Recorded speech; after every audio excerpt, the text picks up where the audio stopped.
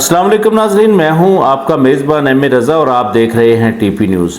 नाज़रीन, आज का जो हमारा व्लॉग है या हमारी वीडियो है ये बहुत अहम है। इस वक्त जो पीटीआई ने लॉन्ग मार्च का यानी कल 25 मई को लॉन्ग मार्च का ऐलान कर दिया है। इस लॉन्ग मार्च में क्या क्या होगा कुछ उस पर हम बात करेंगे। उम्मत इसमें क्या कहती है, हुकूमती अरकान इसमें क्या कहते हैं, या केपी के पुलिस का भी जिक्र होगा। इस पर एक तफसीली रिपोर्ट हम आपकी खिदमत में पेश करेंगे।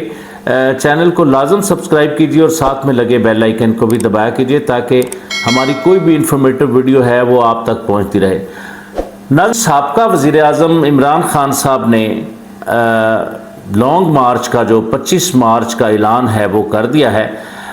उसमें उन्होंने यही कहा है कि जब तक इलेक्शन की तारीख हमें नहीं मिलेगी हम इस लॉन्ग मार्च को जारी रखेंगे और इस धरने को भी जारी रखेंगे। श्रीनगर हाईवे यानी कश्मीर हाईवे पर अपनी जमात के तमाम अरकान को इमरान खान साहब ने पहुंचने का कहा है।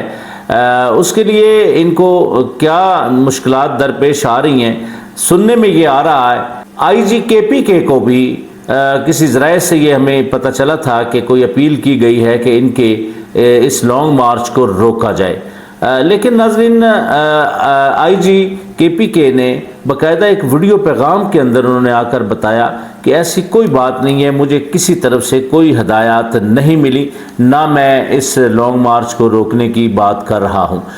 अब साबिक वज़ीर आज़म इमरान खान साहब का कहना है कि जब तक इलेक्शन की डेट हमें नहीं मिलेगी तब तक हमारा ये धरना जो है ये जारी रहेगा। और मैं पुलिस और ब्यूरोक्रेसी से ये गुजारिश करता हूँ। इमरान खान साहब का कहना है कि मैं पुलिस और ब्यूरोक्रेसी से ये गुजारिश करता हूँ कि अगर आपने किसी तरह तशद्दुद की तरफ अगर आप लेकर इस हमारे पुरअमन धरने को गए तो ये फिर गैर कानूनी होगा। उसके अलावा उन्होंने ये कहा है कि कौम इस वक्त हकीकी आज़ादी चाहती है, जो कि ये मौजूदा जो हुकूमत है ये तो वो बहुत कुछ कहते रहे अपने जलसों के अंदर, चोर हैं, लुटेरे हैं, ये है वो है। अब कौम जाग चुकी है और हम हकीकी जमहूरियत की तरफ मुल्क को लेकर जाने वाली जो जमात है वो सिर्फ पीटीआई है, ये कहना है इमरान खान साहब का। अच्छा नाज़रीन, अब हकीकी आज़ादी से मुराद उनकी यही है कि करप्शन जो करती हैं पार्टियां उनको नहीं आना चाहिए, हुकूमत में करप्शन नहीं होनी चाहिए, करप्शन फ्री होना चाहिए। तो मैं पीटीआई के सरबराह से एक बात पहले भी मैं करता रहता हूं अक्सर अपने प्रोग्रामों के अंदर कि जनाब वाला ये करप्शन जो है ये तो पीटीआई दौर में भी मतलब इंतहा तक पहुंची है, तो इसको रोकना इस मुल्क के लिए मैं समझूंगा कि सबसे बड़ा काम होगा। चले पिछले दौर में आपने बहुत कुछ सीखा, तो अल्लाह करे आप दोबारा अगर हुक्मरान बनते हैं तो हो सकता है आप करप्शन को मुल्क से निकाल फेंकें और मुल्क को पाक कर दें इस नासूर से। बहरहाल देखते हैं आगे क्या होता है। बहरहाल नाज़रीन,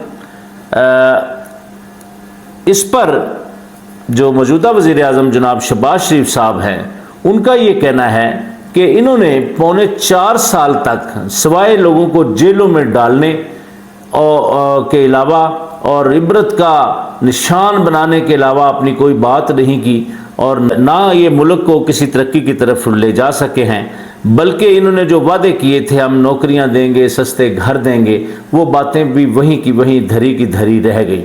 तो अब नाज़रीन उन्होंने ये कहा है कि किसी को भी लाकानूनियत की इजाज़त हम नहीं देंगे।